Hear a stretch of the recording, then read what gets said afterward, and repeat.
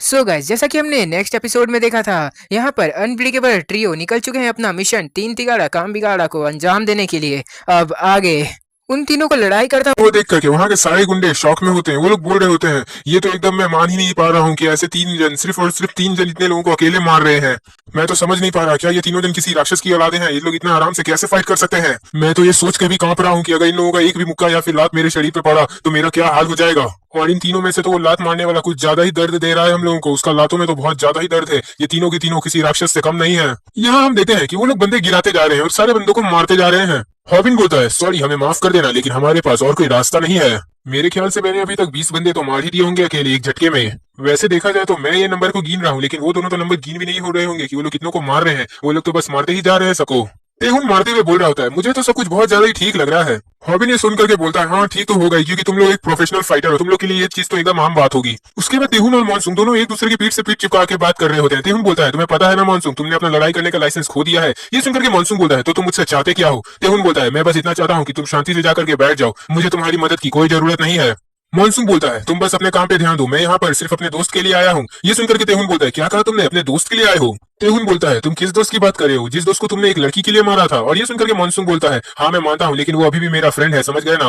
तेहुन बोलता है, हाँ क्योंकि हॉबिन जो है वो बहुत ज्यादा अच्छा है, इसीलिए उसने अभी भी तुम्हें दोस्त बना करके रखा है। ये सुनकर के मॉनसून बोलता है, हाँ तो मुझे ऐसा लगता है कि तुम्हारे बारे में कुछ नहीं पता है कि तुम उसके दोस्त कैसे बने हो। मुझे भी तुम्हारे बारे में सब कुछ पता है। ये सुनकर के तेहुन बोलता है, अच्छा लेकिन सुन लो, तुम ज्यादा हॉबिन के करीब जाने की कोशिश मत करो, समझ गए ना? और ये सुनकर के मॉनसून बोलता है, अच्छा मैं तो जाने की कोशिश करूंगा, तुम्हारा क्या जा रहा है इससे? ये सब देख करके नंबर 4 बोलता है, मेरे को तो यकीन नहीं हो रहा है कि ये लोग हॉबिन के लिए लड़ाई कर रहे हैं, ना कि किसी लड़की के लिए। ये लोग ऐसे कैसे कर सकते हैं? मेरे पास तो कुछ बोलने के लिए शब्द ही नहीं बचे हैं। ये सुनकर के नंबर 1 बोलता है, हाँ मैं भी जानता हूँ, लेकिन अभी ये सब इंपॉर्टेंट नहीं है, क्योंकि देख सकते हो सारे के सारे बंदे कितनी बुरी तरीके से मार खा रहे हैं। मैं सोच रहा हूँ कि इससे पहले अगर हम लोग कुछ करे, उससे पहले हमें बॉस को इस बारे में बता देना चाहिए। नंबर 4 नंबर 1 का हाथ पकड़ते हुए बोलता है, अरे रुको जरा, सब्र करो, अभी इतना जरूरी भी नहीं है ये चीज। इस सब सिचुएशन के बारे में बॉस को बताना ये कोई अच्छी बात मुझे नहीं लगती है। वैसे देखा जाए तो मेरे पास मेरे खुद के कुछ प्लान भी है। मैं सोच रहा हूँ कि हम लोग अपने बॉस को कुछ अच्छा खबर दे, ना कि ऐसे बुरे खबर डाले, समझ गए ना? तो हमें अच्छे खबर देने चाहिए अपने बॉस को।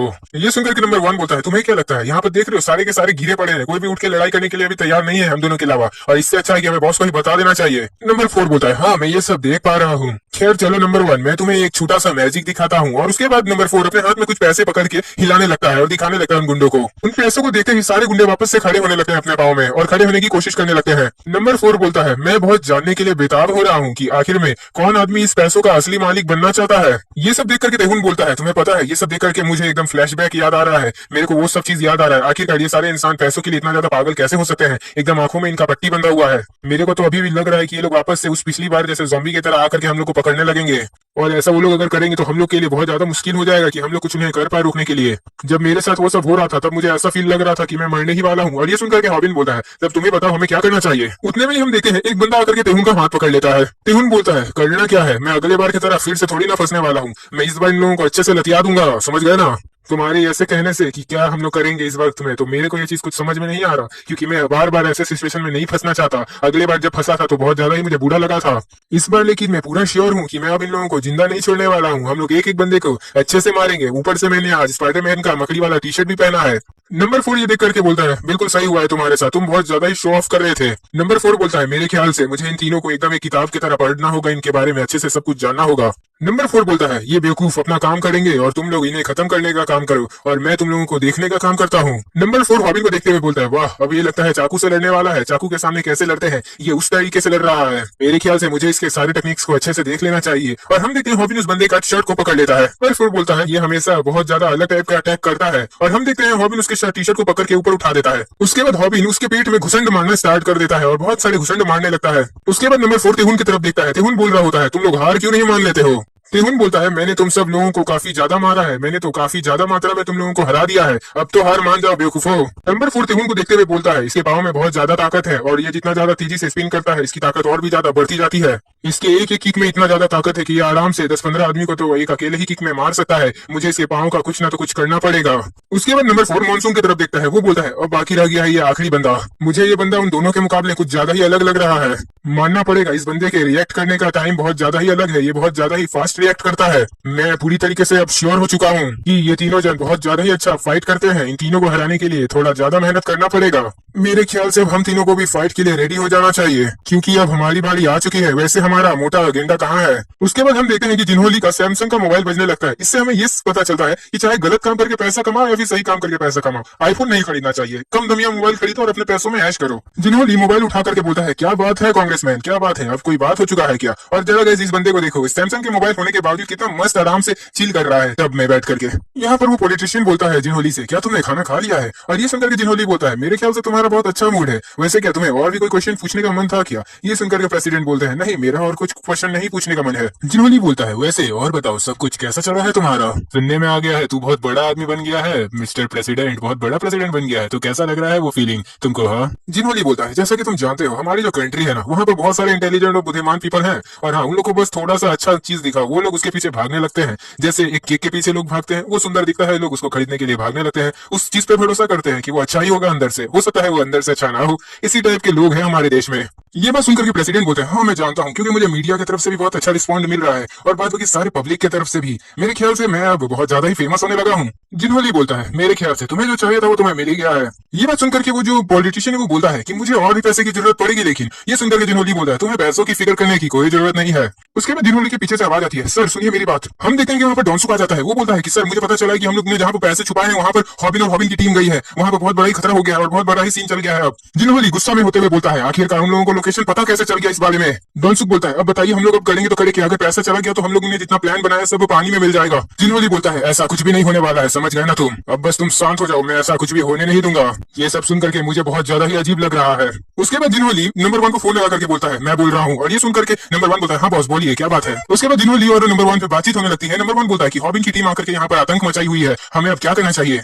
जिन्होली बोलता है, अगर तुम इस बार हार गए और वो जितना फंड है सब चला गया तो देख लेना, तुम जो चाहते हो वो काम मैं बिल्कुल नहीं करूंगा नंबर 1। तो अब तुम समझ ही गए होगे कि तुम्हें क्या करना है, और मैं भी वहाँ पर आ रहा हूँ, तब तक तुम उन बच्चों को रोकने की कोशिश करो। अगर अभी तुमने नहीं रोका मेरे आने तक तो वो लोग आराम से सारे पैसे लेकर के चले जाएंगे। जिन्होली बोलता है, मेरे ख्याल से अब मुझे वहाँ पर जल्द से जल्द पहुंचना होगा। उतने में हम देखते हैं नंबर 1 हॉबिन के पास फटाक से जाकर के उसे किसी चीज से हिट करता है, और हॉबिन को कुछ पता ही नहीं चलता है कि कब उसके साथ क्या हुआ है। नंबर 1 बोलता है, ये मेरी लास्ट वार्निंग है तुमसे, अगर तुम नहीं समझ रहे हो तो मैं अब तुम्हें सच्ची में मारने वाला हूँ। हॉबिन बोलता है, तुम्हें क्या लगता है जिन्होली ने तुम्हें से क्या कहा है कि वो तुम्हें पैसे देगा इसके लिए और तुम मुझे मारो या फिर रोक करके रखोगे? चिंता मत करो, मैंने बस गेसिंग किया है। वैसे मुझे पता नहीं है कि तुम ये सब क्यों कर रहे हो, लेकिन हाँ मैं बस यही जानता हूँ कि तुम जिन्होली के लिए काम कर रहे हो। तो मैं समझ गया कि मेरे ओपोनेंट को जिन्होली ने पहले से ही मेरे लिए सेट करके रखा था। और गाइस द हॉबिन वर्सेस नंबर 1 फाइट्स बिगिन। इस तरफ हम देखते हैं नंबर 4 तेहुन पे हमला करता है, लेकिन तेहुन उसे डॉच कर लेता है। नंबर 4 बोलता है, ये मेरे लिए बहुत शर्मनाक बात है कि मैंने तुम्हें स्टार्टिंग में बिल्कुल भी चोट नहीं पहुंचा पाया हूँ। तेहुन हंसते हुए बोलता है, तुम्हें पता है तुम बहुत ज्यादा काले हो यार, थोड़ा फेयर एंड लवली लगाया करो, गोरे हो जाओगे। और गाइस तेहुन वर्सेस नंबर 4 फाइट्स बिगिन। यहाँ पर मॉनसून अकेला घूम रहा होता है और बोल रहा होता है, क्या मेरा कोई ओपोनेंट नहीं है? क्या मैं ऐसे ही फ्री में फोकट का पड़ा रहूंगा? वहाँ पर उसके पीछे मॉनसून के पीछे कोई खड़ा होकर के बोलता है कि मेरे ख्याल से मुझे कोई सोने नहीं देने वाला है, लेकिन मेरे ख्याल से तुम बहुत ज्यादा ताकतवर हो गए। मैंने सही कहा ना? बोलो।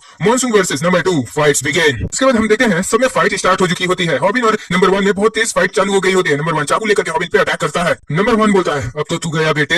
हॉबिन उसका हाथ पकड़े बोलता है, बेटा किसको बोला? बाप बोल, समझ गया ना? नंबर 1 अपना हाथ का पोजीशन चेंज करते हुए बोलता है, तुम बहुत ज्यादा बोलते हो। और नंबर 1 सीधा हॉबिन को स्टैब करने जा रहा होता है, एकदम डायरेक्ट स्टैब करने जा रहा होता है। लेकिन पता नहीं क्यों हॉबिन बोलता है, तुम्हें क्या लगता है तुम ऐसे वैसे चिंटू पिंडू से चाल से मुझे हरा पाओगे? ऐसे तुम कभी नहीं जीत पाओगे। क्या तुमने कभी देखा नहीं कि मैंने पहले भी इस चीज से लड़ चुका हूँ? चलो मैं अभी भी तुम्हें एक और बार बोलता हूँ, मैं बस इतना ही चाहता हूँ कि तुम ये लड़ाई बेकार में करना छोड़ दो। ये देख करके नंबर 1 शॉक रह जाता है कि हॉबिन ने चाकू को पकड़ा हुआ है। और नंबर 1 बोलता है, क्या कहा? तुम चाकू को पकड़ सकते हो? उतने में हॉबिन नंबर 1 के हाथ पे एक बहुत जोरदार पंच मार देता है। हॉबिन का पंच इतना जोरदार होता है कि जो हमारा नंबर 1 का हाथ होता है उसका नर्व्स में बहुत जोरदार दर्द हो जाता है, और उसके जो हाथ में चाकू होता है वो छूट जाता है। उसके बाद हॉबिन बिना किसी देरी के नंबर 1 को बैक किक मार देता है। नंबर 1 बोलता है, मैंने तो कभी सोचा भी नहीं था कि तुम चाकू से लड़ाई करना जानते हो। हॉबिन बोलता है, ये मेरा पहली बार से ज्यादा अच्छा हुआ है, अब की बार मैंने बहुत अच्छे से इसमें लड़ाई किया है इसके साथ। नंबर 1 अपने घुटनों के बल बैठ जाता है और बोलता है, अच्छा ऐसी बात है क्या?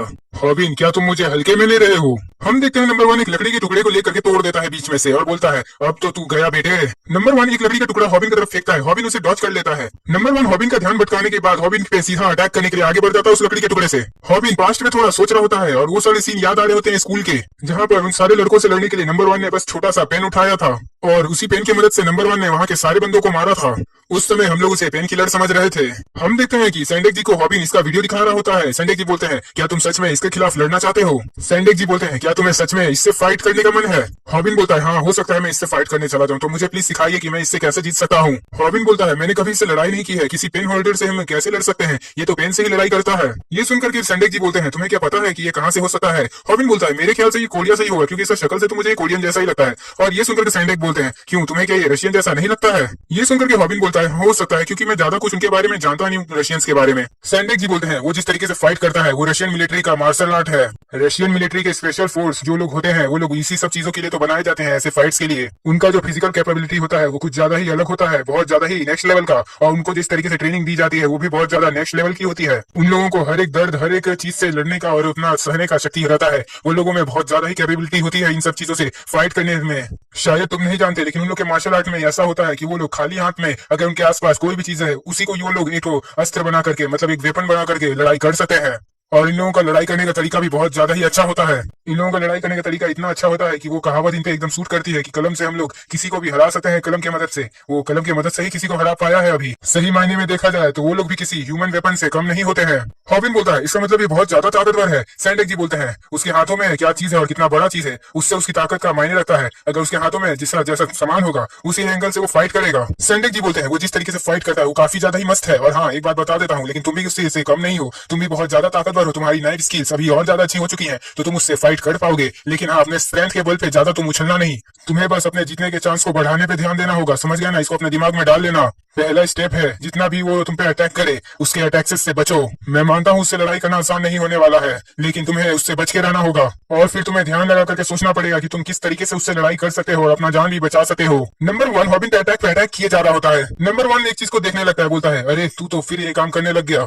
हम देखते हैं हॉबिन गलती मारने लगता है, मतलब भागने लगता है नंबर 1 से बच करके, लेकिन मेरे को नहीं लगता कि हॉबिन भाग रहा होगा। दूसरी तरफ हम नंबर 4 को देखते हैं जो स्माइल मार रहा होता है, ये और हम देखते हैं कि नंबर 4 तेहुन पे बहुत तेज अटैक कर रहा होता है। तेहुन उसे डॉच कर रहा होता है। नंबर 4 बोलता है, मैं तुम्हें बहुत अच्छे से जानता हूँ तेहुन, मैं जानता हूँ कि तुम बहुत ज्यादा ही ताकतवर हो, लेकिन मेरे ख्याल से तुम नहीं जानते हो कि मैं आज अपने साथ हथियार लेकर के घूम रहा हूँ। फिर वो तेहुन पे उस हथियार से अटैक करता है। तेहुन बोलता है, ये तो एक मछली के हुक की तरह दिखने वाला हथियार है। नंबर 4 बोलता है, मैं तुम्हें बहुत ही ज्यादा कम टाइम में मार दूंगा तेहुन। हम देखते हैं वो तेहुन के पेट पे उस हथियार से अटैक कर देता है और तेहुन को लग भी जाता है। फिर तेहुन नंबर 4 को किक मारता है। नंबर 4 बोलता है, मैंने जैसा सोचा था, तुम राइट किक मारोगे और तुमने वही मारा है। ये बोलते हैं नंबर 4 जैसे ही अपना सर उठाता है, तेहुन दूसरे पैर से उसे तुरंत एक किक मार देता है और बोलता है, ज्यादा खुद को चालाक समझते हो क्या? तेहुन बोलता है, क्या तुम्हें ये पसंद आया? मैं एक्टिंग में बहुत ज्यादा अच्छा हूँ ना? क्या बोलते हो तुम? कितना वोट दोगे तुम मुझे? नंबर बताओ, कितना नंबर देना चाहते हो मेरी एक्टिंग को? नंबर 4 तेहुन को देखते हुए बोलता है। नंबर 4 बोलता है, पता है तेहुन, तुमने एक बहुत अच्छे पिता पाया है, तुम्हारे पास बहुत अच्छे डैड है, लेकिन क्या तुम्हें पता है कि मेरे पास कोई भी पापा नहीं है, मतलब मेरे डैड ही नहीं है, क्योंकि मेरे पास बहुत सारे गुंडे अंकल हैं और उन अंकलों ने मुझे बहुत कुछ सिखाया भी है। तेहुन ये सुनकर के बोलता है, अले मेरे बेटे को बुरा लग गया क्या? तुम्हारे पास डैड नहीं है क्या? तो तुम्हारे सामने कौन खड़ा है, जरा तुम बताना मेरे बेटे। उसके बाद हम तीसरी तरफ देखते हैं जहाँ पर मॉनसून और नंबर 2 में फाइट चल रही होती है। यहाँ पर नंबर 2 बोलता है मॉनसून से कि मेरे को तो पता ही नहीं था कि तुम जैसे ताकतवर बंदे कोरिया में भी पाए जाते हैं। नंबर 2 पूछता है, तो बता सकते हो क्या तुम्हारा नाम क्या है? ये सुनकर के मॉनसून बोलता है, मैं क्यों बताऊं तुम्हें अपना नाम, तुम्हें चुप शांति से फाइट पे ध्यान देना चाहिए। नंबर 2 बोलता है, छोड़ो, मैं ही तुम्हें अपने बारे में इंट्रोडक्शन दे देता हूँ। मेरा नाम बबागाई है और हाँ, मैं बहुत ज्यादा ही ताकतवर हूँ, एक जंगली भालू के जैसा, और मैं अपना एक आंख बंद करके रखता हूँ क्योंकि मेरे एक आंख के नीचे में शारिंगन है और मैं भी ककाशी जैसा ही हूँ। ये सुनकर के मॉनसून शॉक रह जाता है और बोलता है, क्या कहा, ककाशी जैसा? दूसरी तरफ हम देखते हैं कि हॉबिन के पांव में रस्सी फंस चुकी होती है और हॉबिन गिर चुका होता है जमीन पे। नंबर 1 हॉबिन के पास आकर के बोलता है, तुम्हें पता है हॉबिन, मैं तुमसे बहुत ज्यादा ही निराश हुआ हूँ ये सब चीज देख करके। ये सब देख करके नंबर 2 बोलता है, सुनो सुनो वॉरियर, मेरी बात सुनो, मेरे ख्याल से तुम्हें पहले से ही सब कुछ पता होगा, यही कि लड़ाई के बीच में एकदम भी डिस्ट्रैक्ट नहीं होना चाहिए। वैसे जो भी हो, तुमसे मिल करके बहुत ज्यादा ही अच्छा लगा मुझे वॉरियर। नंबर 2 बोलते हुए जाने लगता है, पता नहीं क्यों मैं जब भी लड़ाई करता हूँ इतने जल्दी बंदे मरते हुए चले जाते हैं और इतने जल्दी हार भी जाते हैं। उसके बाद नंबर 2 के पीछे से आवाज आती है, तेरा ध्यान किधर है, तेरा ओपोनेंट तेरे पीछे इधर है। मॉनसून बोलता है, तुम्हें क्या लगता है ऐसे बचकांडी हरकतें करके तुम मुझे मार पाओगे? इतना मेरे लिए काफी होगा। चलो भी मोटे, मुझे मजा बिल्कुल नहीं आया है ऐसे लड़ाई करने में, मुझे अभी अच्छे से लड़ाई करना है, अभी तो पार्टी शुरू हुई है। यहाँ पर नंबर 1 को हॉबिन बोलता है, मुझे माफ कर देना नंबर 1 कि मैंने तुम्हें डिसअपॉइंट किया है। वैसे अगर मैं सच बोलूं तो मैंने ये सब पहले से ही प्लान करके रखा था। ये सब सुनकर के नंबर 1 बोलता है, तुम क्या कहना चाहते हो? और हॉबिन बोलता है, मैं बस यहाँ पर तुम्हें लाना चाहता था अपने किसी मकसद के लिए। वैसे तुम्हें क्या लगता है किस मकसद के लिए तुम मुझे यहाँ पर बुलाए होगे? हाँ हॉबिन, तुम्हें क्या लगता है मैं तुम्हें ऐसे ही जाने देने वाला हूँ? हाँ, मैं तुम्हें कुछ भी नहीं बताने वाला हूँ, पहले भी बोल चुका हूँ, मैं पैसों के बारे में तो बिल्कुल नहीं बताऊंगा और ना ही ले जाने दूंगा। उसके बाद हॉबिन नंबर 1 से बोलता है, मैं तुम्हें एक चीज बता देता हूँ, यहाँ पर कोई लाइव ब्रॉडकास्ट नहीं हो रहा है, ना ही यहाँ पर कोई भी कैमरा है। लेकिन मेरे ख्याल से मुझे लग रहा है कि मैंने तुम्हें अभी तक कुछ बताया नहीं है। हाँ, याद आ गया मुझे तुम्हें क्या बताना था। तो सुनो, how to win against a special force of military in Russians. तो अब रशियन को हटाओ, देश से भगाओ मिशन स्टार्ट होता है। सो गाइस, एपिसोड के स्टार्टिंग में हम मॉनसून और नंबर 2 को एक दूसरे के साथ फाइट करते हुए देखते हैं। नंबर 2 बोलता है, मुझे बहुत ज्यादा ही अच्छा लग रहा है और अच्छे से मुझे टक्कर दो, मुझे मजा आ रहा है। नंबर 2 फिर मॉनसून से पूछता है, क्या तुम मेरे से सीरियस होकर के फाइट कर रहे हो क्या? क्योंकि मैं तो बिना शारिंगन ओपन किए अपना पूरा दम लगा करके तुमसे लड़ाई कर रहा हूँ मॉनसून। उतने में ही मॉनसून उसे एक जोरदार पंच मारता है उसके फेस पे। फिर दूसरे हाथ से फिर से फेस पे पंच मारते हुए बोलता है, मुझे तेरे सस्ते शारिंगन को देखने का शौक नहीं है। तू खुद बहुत ज्यादा ही बेकार आदमी है, तेरे को पता है तेरे को लड़ाई करना नहीं आता है। और मैंने जहाँ पर प्रैक्टिस की है वहाँ पर तेरे से ज्यादा खतरनाक लोग रहते थे। वो लोग एकदम मॉन्स्टर्स जैसे थे। तुम्हें पता है उन एक एक बंदों से लड़ाई करना और उनका पंच खाना एक सुसाइड करने के बराबर था। और मुझे उनसे लड़ने के लिए, उनके जितना लेवल बनाने के लिए अपने बॉडी को, अपने आप को बहुत ज्यादा ही मेहनत करना पड़ा है। बहुत ज्यादा ही तकलीफ दिया हूँ मैं अपने आप को। तो तुम समझ ही जाओ कि मैं बिना शारिंगन के ही ककाशी हूँ। समझ में आया ना? उसके बाद मॉनसून बिना किसी देरी के नंबर 2 पे किक मारता है। नंबर 2 बोलता है, इसका किक बहुत ज्यादा ही अलग है। नंबर 2 बोलता है, मेरे को बहुत ज्यादा ही दर्द हो रहा है। हम देखते हैं कि मॉनसून नंबर 2 पे किक, पंच और सब कुछ एक साथ ही कर रहा होता है। मॉनसून जो होता है नंबर 2 को एकदम संभलने का मौका ही नहीं दे रहा होता है। नंबर 2 बोलता है मॉनसून से, आखिरकार कितने ज्यादा ताकतवर हो तुम। खैर जो भी हो, अब मेरी बारी है। अब मैं तुम्हें दिखाता हूँ कि मैं क्या कर सकता हूँ। और नंबर 2 जो उस समय मॉनसून को पंच मारा था और जिससे मॉनसून डॉज किया था, वो एक फेक पंच था। और आखिरकार मॉनसून को नंबर 2 पकड़ लेता है उसके गर्दन को। नंबर 2 बोलता है, अब बारी आ गया है कि मैं ये लड़ाई को यहीं पर खत्म कर देता हूँ। और मॉनसून नंबर 2 का हाथ पकड़ने की कोशिश कर रहा होता है। मॉनसून बोलता है, तुम्हें लगता है कि मैं तुम्हें कोई दूसरा मौका देने वाला हूँ? उसके बाद मॉनसून नंबर 2 का एकदम हाथ मरोड़ने लगता है, जिससे नंबर 2 बहुत ज्यादा ही दर्द में आने लगता है। वो कुछ कर नहीं पा रहा होता है। नंबर 2 पूरा दर्द से चिल्लाने लगता है। और ये सुनकर के मॉनसून बोलता है, तुमने क्या कहा था? तुम मंगोला से हो। मुझे लगता है कि तुम्हारा जो गोला है वही हिला हुआ है। वैसे क्या तुम मुझे बता सकते हो कि कौना गोला से हो तुम? और हाँ, क्या तुम्हें पता नहीं है कि ये जो चीज से मैंने ब्लॉक किया है इसे कैसे छुड़वाते हैं? उसके बाद अचानक से नंबर 2 अपना हाथ मोड़ लेता है और बोलता है, सुनो, ये सब करने से तुम मेरे देश को कमजोर नहीं साबित कर पाओगे और ना ही मेरे गोले को, समझ गए ना? और हाँ, गोला तो हमेशा गोल ही होता है। और मैं एक और बात बता देता हूँ, जो लोग ज्यादा मेहनत करते हैं वो कुछ भी आराम से कर सकते हैं, समझ गए ना मॉनसून? उसके बाद नंबर 2 अपनी सारी ताकत लगाता है अपने उस मुड़े हुए हाथ पे और उससे मॉनसून को उठा लेता है। नंबर 2 अपने उसी हाथ से मॉनसून को बहुत जोर से दूर फेंक देता है एकदम हवा में। नंबर 2 बोलता है, तुम्हें पता है लड़के, तुम्हारी जो स्किल है वो एकदम बेकार है। वैसे एक बात तो मानना पड़ेगा लड़के, तुम बहुत ज्यादा ही इंटरेस्टिंग हो, जैसा मैंने एक्सपेक्ट किया था तुमसे। और तुम्हारे लड़ने के तरीकों को देख करके मैं और भी ज्यादा एक्साइटेड हो गया हूँ और अच्छे से लड़ाई करने के लिए। तो चलो अब हम लोग सेकंड राउंड की तरफ बढ़ते हैं, क्या बोलते हो तुम? और इस तरफ हम देखते हैं कि हॉबिन लड़ाई करने के लिए एकदम गुस्से में रेडी होता है। हॉबिन के पाँव में रस्सी बंधा हुआ देख करके नंबर 1 बोलता है, मैं नहीं जानता कि तुम क्या सोच रहे हो, लेकिन मुझे लगता है कि तुमने कुछ बड़ी गलती कर रहे हो। ये सब देखते हुए तेहुन बोल रहा होता है, मैं नहीं जानता कि वो इतना अच्छे से अपने हाथों का कैसे इस्तेमाल करता है, लेकिन मैं ये सोच रहा हूँ कि हॉबिन अब क्या सोच रहा है, वो अब इससे कैसे निपटने वाला है। ओए सुनो, तुम मुझे इग्नोर मत मानो, क्योंकि अभी के टाइम पे मैं तुम्हारा ओपोनेंट हूँ और तुम्हें फोकस यहाँ पर करना चाहिए। अगर तुम इधर उधर ही ध्यान दोगे तो तुम्हारा इस एटीट्यूड के कारण तुम जल्द से जल्द ही मर जाओगे। तेहुन बोलता है, तूने अभी अभी क्या कहा? मैंने ध्यान से सुना नहीं अभी तेरी बातों को। यहाँ पर हम देखते हैं हॉबिन नंबर 1 को किक मारता है, लेकिन नंबर 1 उसके किक को डॉच कर लेता है। हॉबिन फिर से किक मारता है, लेकिन नंबर 1 फिर डॉच कर लेता है। नंबर 1 सोच रहा होता है, ये कितना ज्यादा बेवकूफ है और खुद को प्रोफेशनल फाइटर्स के बराबरी का समझता है। नंबर 1 हॉबिन के सारे किक्स से आराम से डॉच कर रहा होता है और हॉबिन कुछ नहीं कर पा रहा होता है। नंबर 1 हॉबिन से बोलता है, मुझे माफ करना, लेकिन ये थोड़ा दर्द देने वाला है। ये सुनकर के हॉबिन बोलता है, क्या तुम क्या थोड़े बेवकूफ टाइप के हो? तुम जहाँ पर हो वहीं पे खड़े रहो, समझ गए ना बेवकूफ? उसके बाद हॉबिन स्पीड में नंबर 1 की तरफ बढ़ता है। हॉबिन नंबर 1 के पांव पे अटैक करने की कोशिश करता है, लेकिन नंबर 1 जंप मार के अपने आप को बचा लेता है। नंबर 1 बोलता है, यहाँ पर ये सब काम नहीं करेगा। और हम देखते हैं हॉबिन फिर बच के भाग रहा होता है, कल्टी मार रहा होता है। उसके बाद हॉबिन फटाक से खड़ा होकर के फिर से नंबर 1 को किक मारता है और शायद अब की बार नंबर 1 को किक लग भी जाता है, क्योंकि फोटो दिखाई नहीं दे रहा है। नंबर 1 हॉबिन से बोलता है, मैंने कितने बार कहा है हॉबिन कि ये सब काम नहीं करेगा मेरे ऊपर, क्यों नहीं समझ रहे हो तुम? उसके बाद अचानक से हॉबिन की नजर किसी चीज पे पड़ती है। हम देखते हैं कि नंबर 1 जो होता है हॉबिन के पांव पे उस लकड़ी से बहुत जोरदार अटैक कर देता है और हॉबिन का पांव कट जाता है थोड़ा सा, और उस लकड़ी में हॉबिन का खून का दाग हो जाता है। हॉबिन का खून के छींटे लग जाते हैं उसमें। हॉबिन अपने पांव पकड़ के बैठ जाता है। तो नंबर 1 बोलता है, क्या तुम अब फिर से भागने का कोशिश करने वाले हो? लेकिन मुझे नहीं लगता है कि अब तुम ये सब काम कर पाओगे। नंबर 2 ये देख करके बोलता है, लगता है कि अब जो लड़ाई है वो खत्म होने वाली है। और मॉनसून ये देख करके बहुत ज्यादा ही शॉक हो जाता है। तेहुन भी हॉबिन को बचाने के लिए दौड़ रहा होता है हॉबिन की तरफ बहुत तेजी से, लेकिन उतने में ही तेहुन के पीछे नंबर 4 उस चाकू से अटैक कर देता है। नंबर 4 तेहुन से बोलता है, मैंने तुमसे कहा था ना कि अपनी लड़ाई पे तुम फोकस करो, ना कि इधर उधर। तेहुन बोलता है, अबे उस सुअर दही के, मेरे को बस अभी अपने दोस्त को बचाना है। तेरे को तो मैं बाद में आकर के चीड़ फाड़ के रख दूंगा, समझ गया ना? अभी मुझे बस मेरे दोस्त की पड़ी है। ये देख करके नंबर 4 बहुत ज्यादा ही डर जाता है उससे। उसके बाद तिहुन को हॉबिन की साइड से कुछ आवाज सुनाई देती है। तिहुन जल्दी से उससे टर्न मार करके देखता है। उसके बाद हम थोड़े पास्ट में जाते हैं, जहाँ पर हॉबिन से सैंडिक जी बोल रहे होते हैं, क्या ये तुम्हारा प्लान है? और हॉबिन बोलता है, हाँ यही मेरा प्लान है मास्टर। हॉबिन बोलता है, वहाँ पर जो रस्सी होती है ना बोट्स की, मैं उसका यूज करूंगा। ये सुनकर के जो सैंडिक जी होते हैं वो बोलते हैं, क्या कहा? एक नॉर्मल सी रस्सी, तुम उससे उसे कैसे हरा पाओगे? मैं नहीं समझ पा रहा हूँ। देखो, मैं बोलूंगा कि अगर तुम ऐसा करोगे तो मेरे ख्याल से जो लंबे आदमी होते हैं उसके लिए ये सब करना तुम्हारे लिए बहुत ज्यादा ही मुश्किल हो जाएगा, और हो सकता है तुम्हारा ओपोनेंट तुम्हारे इंटेंशंस को भी समझ जाएगा आराम से। ये सुनकर के हॉबिन बोलता है, तो आप यही समझ लीजिए मास्टर कि मैं सुसाइड करने जा रहा हूँ। और ये सुनकर के सैंडक जी बोलते हैं, क्या कहा तुमने?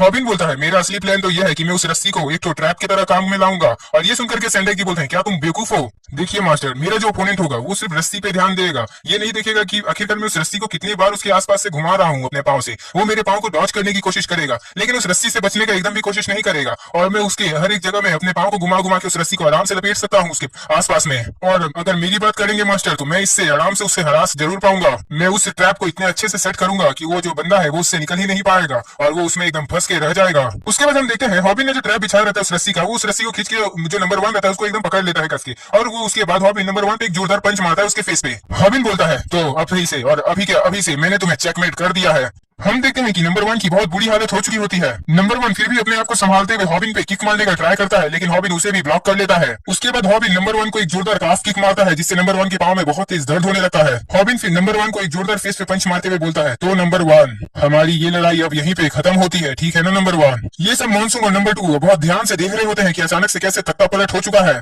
नंबर 4 और तेहुल भी देख रहे होते हैं। नंबर 4 बोलता है, अबे अबे अबे ये सब क्या चल रहा है, आखिरकार ये सब क्या हो रहा है? हॉबिन इन लोगों को देखते हुए बोलता है, ज्यादा कुछ नहीं, बस ये जो है अभी थोड़ी देरी के लिए सो रहा है। उसके बाद अचानक से वहां पर एक पुलिस की कार आ जाती है, जिसमें से एक पुलिस वाला और इनको निकलते हैं। ये सब देख करके सारे गुंडे बोलते हैं, अरे यार यहाँ पर पुलिस भी आ गई, अब लगता है हम लोग तो गए हैं। वो पुलिस वाला बंदा बोलता है, मुझे यहाँ पर खबर मिली थी कि यहाँ पर कुछ गलत चल रहा है, और इधर आया हूँ तो देख रहा हूँ यहाँ पर बहुत सारे गैंग्स के मेंबर हैं। मेरे ख्याल से यहाँ पर तुम बच्चों ने बहुत सही खबर मुझे दिया है, मैं तुम लोगों से बहुत ज्यादा ही खुश हुआ, गब्बर बहुत ज्यादा खुश हुआ। इनको बोलता है, देखो तुम लोग की हालत अभी जैसी है कि यहाँ पर और ज्यादा लड़ाई करना तुम लोग के लिए मुश्किल है, इसीलिए मैं इन्हें वहाँ पर उठा करके लेके आ गया। वैसे भी ये नकली गब्बर है, ये ठाकुर का वो रामलाल है जो उसका नॉर्थ होता था, वही है ये।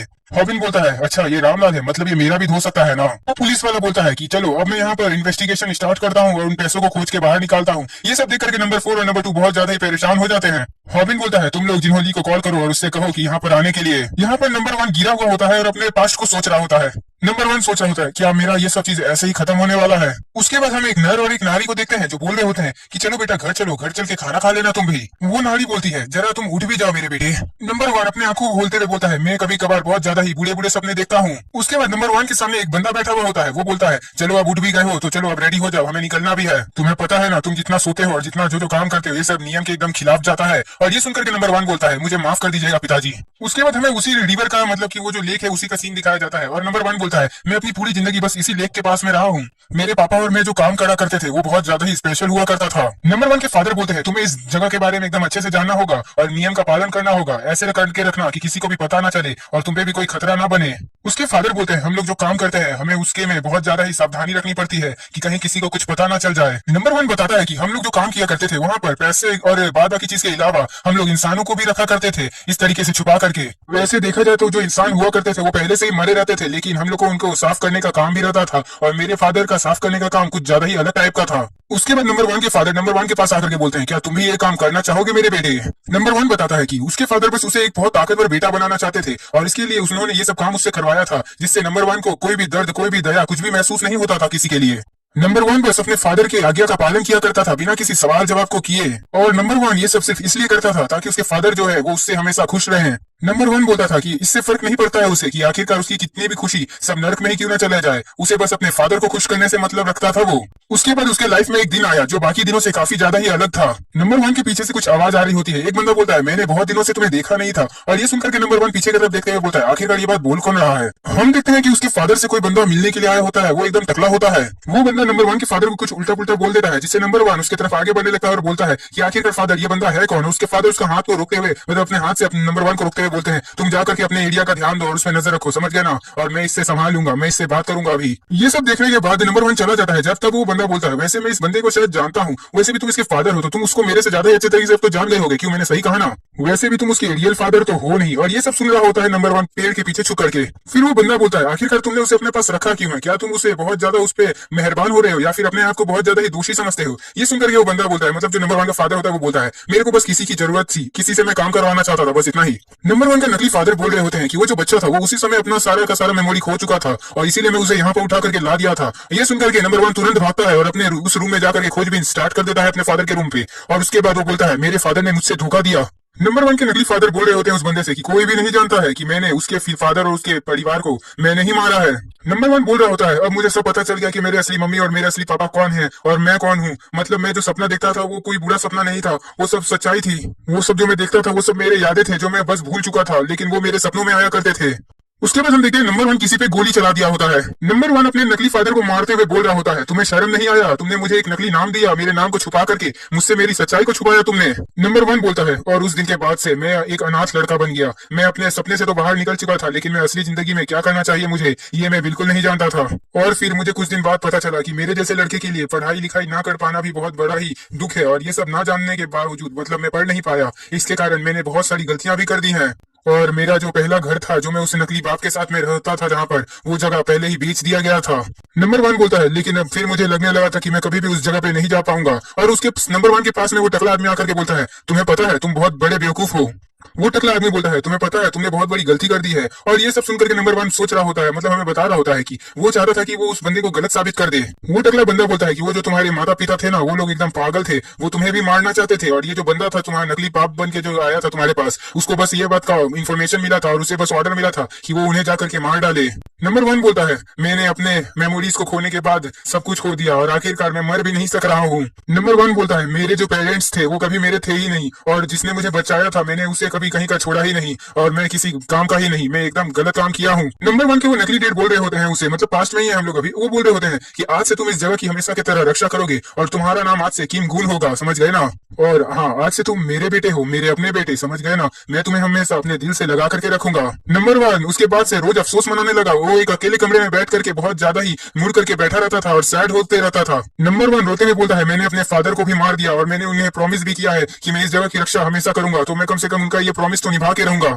नंबर वन हॉबिन के पीछे से खड़े होते हुए बोलता है, मैं इस जगह की रक्षा अपने आखिरी सांस तक करता रहूंगा। पीछे से कुछ आवाज आता हुआ सुन करके हॉबिन सीधा पीछे की तरफ पलटता है। उतने में ही हॉबिन के ऊपर नंबर वन सीधा जंप मार देता है। हॉबिन मुक्का मारते हुए बोल रहा होता है, तुम आखिरकार अभी तक जिंदा हो, तुम अभी भी जागे हुए थे, मुझे तो पता ही नहीं था। नंबर वन हॉबिन के पंच वाले हाथ को पकड़ने के बाद उसके पांव को पकड़ लेता है। उसके बाद वो हॉबिन को उठा करके घुमा देता है और हॉबिन बोलता है, ये तो रशियन मार्शल आर्ट्स का बेसिक टेक्निक है। हम देखते हैं कि वो हॉबिन को बहुत जोर से जमीन पे पटक देता है। हम देखते हैं कि नंबर वन हॉबिन पे अटैक किया जा रहा होता है। हॉबिन बोल रहा होता है, इसका जो मार्शल आर्ट है ये जुजुत्सु और बाद बाकी अपने सारे स्किल्स से मिल करके बना हुआ है, इसीलिए मुझे एकदम प्रेडिक्ट करना मुश्किल है कि ये कौन सा अटैक मुझ पे करने वाला है। और अभी देखो इसने मुझे पटक करके मुझ पे हमला करना स्टार्ट कर दिया है, ये मेरे ऊपर चढ़ भी गया है। पता नहीं कैसे यार, ये लड़ाई पूरा अब इसका रुख बदल चुका है, सब लड़ाई का सारा चीज अब इसके तरफ हो चुका है और मैं अपने एक हाथ से इसका ज्यादा ब्लॉक भी नहीं कर पा रहा हूँ। उसके बाद नंबर वन उस लकड़ी के टुकड़े से हॉबिन को स्टैब करने जा रहा होता है, लेकिन हॉबिन उसे फटाक से देख लेता है और उसके हाथ में मार करके उसका दिशा बदल देता है, जो जमीन की तरफ गिर जाता है। फिर हॉबिन खुद को बचाने के लिए तुरंत नंबर वन के फेस पे एक जोरदार पंच मार देता है, जिससे नंबर वन थोड़ा दूर जाकर के गिर जाता है।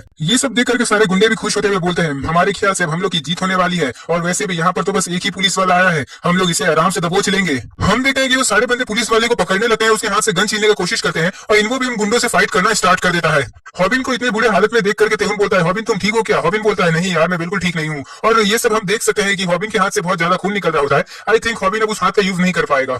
हॉबिन बोलता है, अभी जो सिचुएशन है वो बहुत ज्यादा ही बुरा हो चुका है और मेरे ख्याल से मैं लेफ्ट आर्म को अच्छे से यूज भी नहीं कर सकता हूँ अभी। ये सब सुनकर के तेहुन बोलता है, कोई बात नहीं, तुम फिर भी कोशिश कर सकते हो ना। नंबर वन आगे बढ़ते हुए बोलता है, ऐसा लग रहा है कि मैं अकेले का सिर्फ दर्द में नहीं हूँ, कोई और भी है। और तुम्हें पता है तुम्हारी जो काफ किक थी वो मुझे कितना ज्यादा दर्द दी थी, एकदम इसी की तरह दर्द हो रहा था मुझे भी।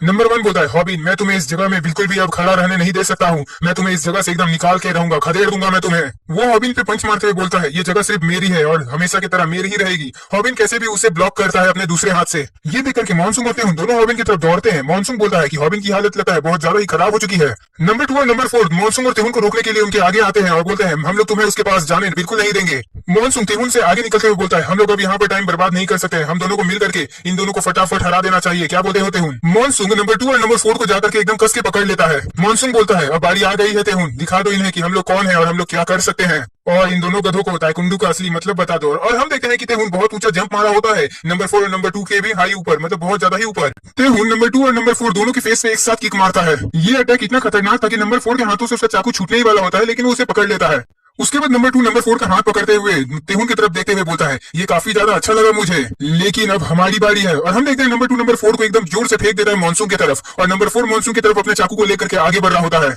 नंबर 4 मॉनसून के गर्दन पे अपना चाकू मारने ही वाला होता है। उतने में ही वहां पर तेहुन आ जाता है और उसके नंबर 4 के हाथ पे लात मार करके उसके हाथ को दूर कर देता है मॉनसून से। तेहुन बोलता है, क्या तुम सच में इसे मारने वाले थे? हाँ गधे कहीं के, तुम इसे मारने का कैसे सोच सकते हो? और तुम्हें लगता है कि तुम हॉबिन को भी मार पाओगे, वो भी मेरे रहते हुए? तेहुन मॉनसून से बोलता है, मॉनसून सुनो, हम दोनों को, इन दोनों का मामला यहीं पर अभी के अभी खत्म कर देना चाहिए। इधर हम देखते हैं कि नंबर 1 हॉबिन के फेस पे एक जोरदार पंच मारा होता है।